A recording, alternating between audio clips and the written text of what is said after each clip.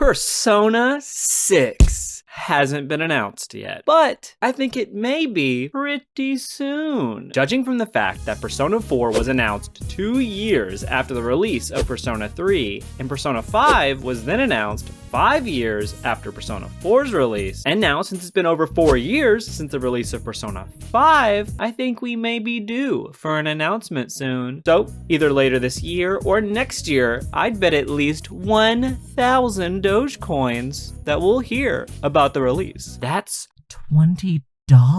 So today, before the game is even announced, I want to talk about what I want to see in Persona 6 and what I think they need to change to add some spice to this series. So here's 7 things I want to see in Persona 6.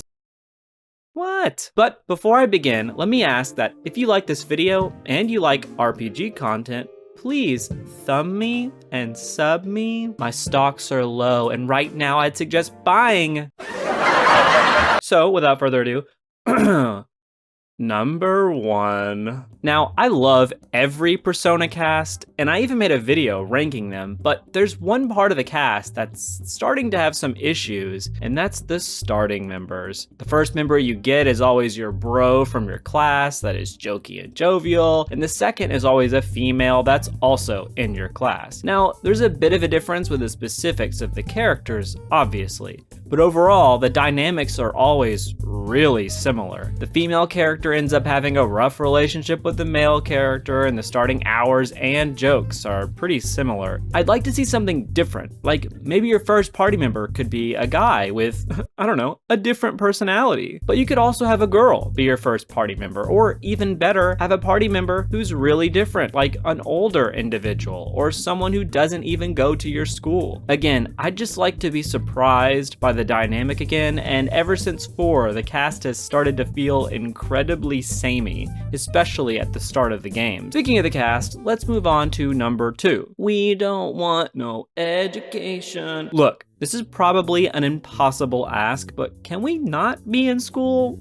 School kinda sucks ass. I love the school atmosphere in Persona, but like the cast, I think they need to do something to spice it up. Like, at a minimum, can we not be high school students? I would absolutely be ecstatic to see the game take place in university where there's different social dynamics. You'd still take tests, but maybe like with the clubs in the other Persona games, you could actually choose some of your classes, and then the tests could be based off of the subjects that you chose. And maybe that could even result in a change to a party member, or definitely a social link. The party member point is probably too much to ask, but I would really love it if we got a different overall setting that changes the game in a really big way. Like, I just want to play beer pong in Persona and get blackout and say something really embarrassing to where you wake up in the morning and regret that night. So you say you're not going to drink alcohol anymore. But then your friend says, hey bro, we're having a rager this weekend. So you go, hey, I guess I'll drink. Maybe I'll drink again. All right, I guess I'm drinking. But then you wake up in somebody else's house and you're like, where am I?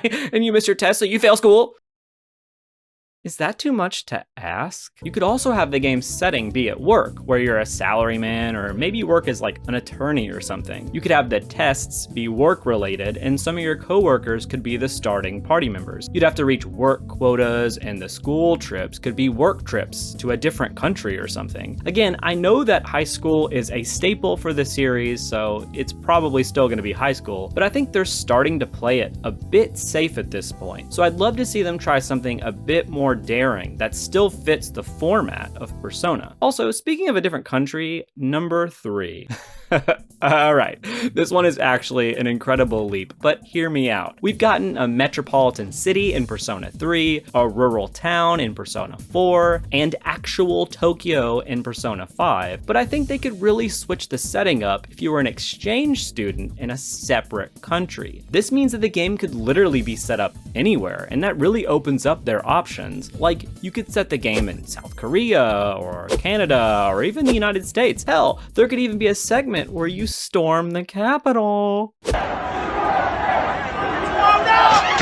Look looking cool, Joker!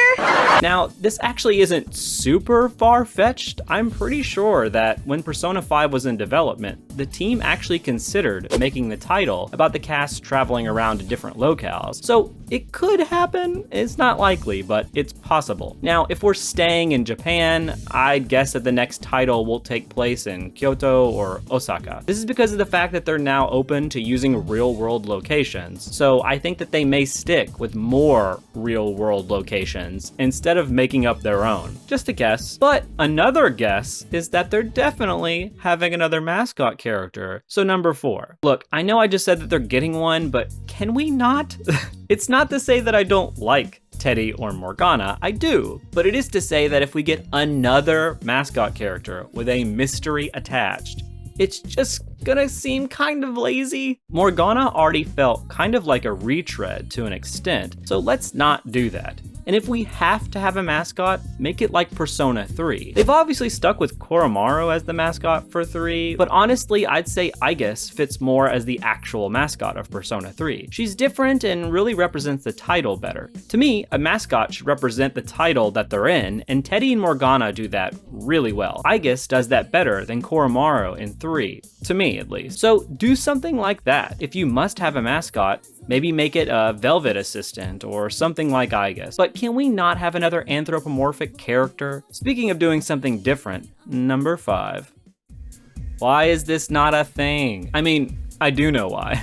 It's Japan, but still, the game is meant to be a social sim where you make your own decisions. What an odd thing that they gate you from certain choices. I have a video all about why Persona 5 should have had gay romance options, so check that out for all my reasons. But really, let's at least get them to do it in 6. Come on, Atlas. But something I do want to find is number 6. Can we have hidden social links again? Persona 5 essentially treated social links with kitty gloves, and I get that to an extent, but also it makes them a bit boring to get. Can we go back to the Persona 3 and 4 days where we actually had to go out of our way to find some social links? Like, why is there no hidden social link in Persona 5? Like, even this dumbass kid they essentially guide you to. Why can't it be like Persona 4, where I can miss finding the dumbass kid? The world feels more real when I feel like it's my actions that have led to finding a social link. It's organic, and I really like that. Don't get me wrong though, Persona 5 did do a lot right about social links. I mean, the added benefits to getting those links is fantastic and so obvious in retrospect. Well,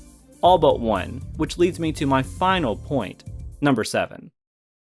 Look, ever since Persona 4, every party member has a social link attached to them, which is really cool, don't get me wrong, but I honestly think there's one aspect to them that has really hurt the series, and that's their persona awakenings. If you don't know, by maxing a social link with a party member, that party member unlocks a new version of their persona, which grants more skills and stats with a dope-ass new look. However, in Persona 3, because there wasn't a social link for every party member, just the girls, really, Persona?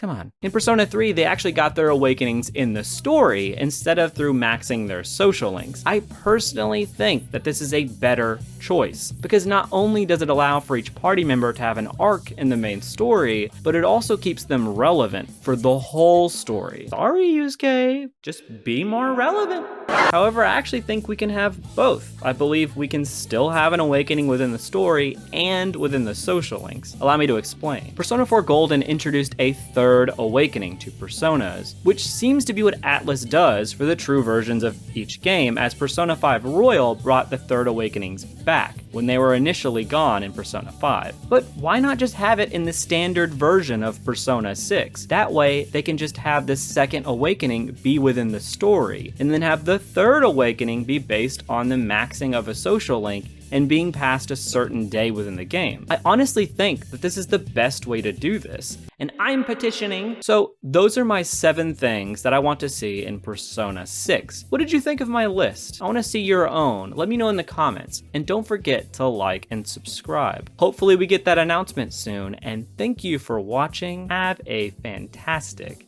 day.